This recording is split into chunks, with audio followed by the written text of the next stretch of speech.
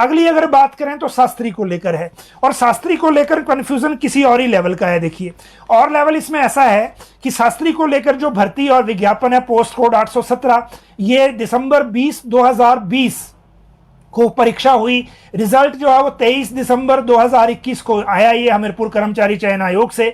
सभी 8 जिलों की वेटिंग लिस्ट निकाली जा चुकी है, 4 की नहीं थी। उन 4 में ट्राइबल को छोड़कर कांगड़ा और सिरमौर भी थे, शायद 2 जिले हैं ये जो बच गए हैं। और इन जिलों में जो है 8 जिलों की हो गई, और उसके बाद कांगड़ा और सिरमौर की जो वेटिंग लिस्ट है वो नहीं आई, क्योंकि बहुत सारे लोगों ने जिनका रिजल्ट आया था ज्वाइनिंग नहीं दी थी। अब हमीरपुर कर्मचारी चयन आयोग के भंग होने के बाद उस मेरिट लिस्ट में से अगले जो वेटिंग वाले बच्चे हैं उनको कोई आगे 2 जिलों का अपॉइंटमेंट नहीं दे रहा है।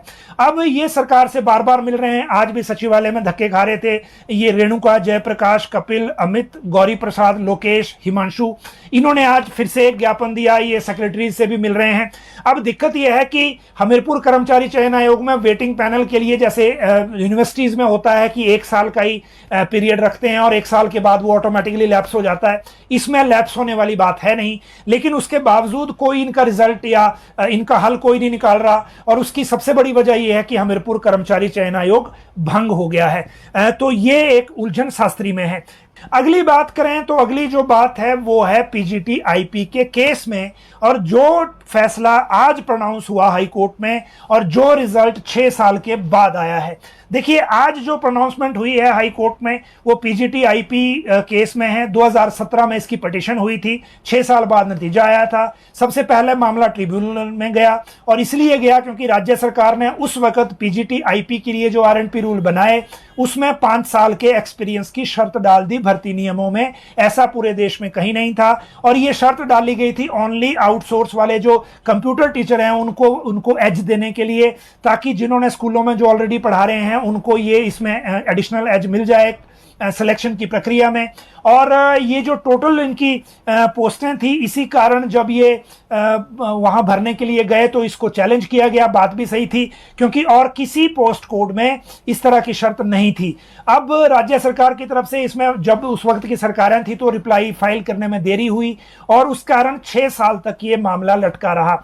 आज डिसीजन प्रोनाउंस हुआ है और ट्रिब्यूनल में गया, ट्रिब्यूनल के बाद फिर हाई कोर्ट गया, आज डिसीजन आया, और आज जो है हाई कोर्ट ने आरएनपी रूल में जो 5 साल की अनुभव की शर्त थी, एक्सपीरियंस की शर्त थी, उसको सेट असाइड कर दिया है। मतलब ये कि अब नॉर्मल तरह से जैसे बाकी स्कूल लेक्चरर न्यू की भर्ती होती है उसी तरह से इनकी भी भर्ती होगी। और इसीलिए आज जो फैसला आया है ये इनके लिए कंप्यूटर जो टीचर्स हैं या जिनके पास एलिजिबिलिटी है, एमसीए वगैरह जिन्होंने किया हुआ है, उनके लिए ये बड़ी राहत की बात है, ताकि इन पदों को अब भरा जाएगा। और ये मैं वही बात बार बार कहता हूं, पूर्व सरकार के दौरान, जयराम सरकार के दौरान जेबीटी, जेओएआईटी, इस तरह के मामले उलझे रहे, और जब ये मामले वहां से निकले नहीं तो फिर युवाओं में ये मैसेज गया कि ये सरकार सुन नहीं रही है। पीजीटी आईपी भी उनमें एक वो है, क्योंकि इसमें भी बहुत डिले हुआ है रिप्लाई फाइल करने में और बाकी सारी चीज़ों में। जब ये केस था उस दौरान टोटल 1091 पोस्टें ये एडवर्टाइज हुई थी जिनको भरना था, और उनमें से 832 जो वैकेंसी हैं वो कैबिनेट से पीजीटी आईपी की अप्रूव्ड हैं, लेकिन इस कोर्ट केस के कारण इनको भरा नहीं जा सका था। तो ये एक अपने आप में बड़ा अपडेट इस मामले में है। दर्शकों का सवाल था कि जेबीटी भर्ती, टीजीटी भर्ती, इन तमाम भर्तियों का प्रोसेस अब कहां तक पहुंचा है और कब तक ये भर्तियां होगी। तो आपको बता दें, जितनी भी जेबीटी भर्ती है, टीजीटी भर्ती है, सीएंडवी भर्ती है, इन भर्तियों को लेकर शिक्षा विभाग ने पूरा प्रपोजल पहले से ही तैयार रखा हुआ है, लेकिन आपदा आई तो अब ये कहा जा रहा है कि जब तक आपदा से नहीं निपटा जाता है, जब तक सिचुएशन ठीक नहीं हो जाती है, तब तक फिलहाल भर्तियों का प्रोसेस जो है वो आगे नहीं बढ़ेगा। हालांकि इन भर्तियों का कमीशन के तहत जो ये भर्तियां हैं वो लोक सेवा आयोग के माध्यम से करवाई जाएगी, और इसके अलावा बैच वाइज भर्तियों को लेकर जरूर जो है वो एक हलचल आज से शुरू हो चुकी है। आज भी शिक्षा मंत्री ने तमाम सभी अधिकारियों को, शिक्षा अधिकारियों को तलब किया था और उस पर रिपोर्ट तलब की है कि आने वाले समय में किस तरह से इन तमाम भर्तियों को किया जा सके। तो उम्मीद है कि अब हिमाचल प्रदेश के बेरोजगार युवाओं का एक बार फिर से जो मुद्दा है भर्तियों का, नौकरियों का, वो मुद्दा एक बार फिर राज्य सरकार उठाएगी। अब बात करते हैं बेरोजगार युवाओं को लेकर और शिक्षित युवाओं को लेकर, जो आज की सबसे बड़ी ब्रेकिंग न्यूज है उसके लिए। और वो ब्रेकिंग न्यूज है, नई पोस्टें कौन सी एडवर्टाइज हो रही हैं लोक सेवा आयोग से।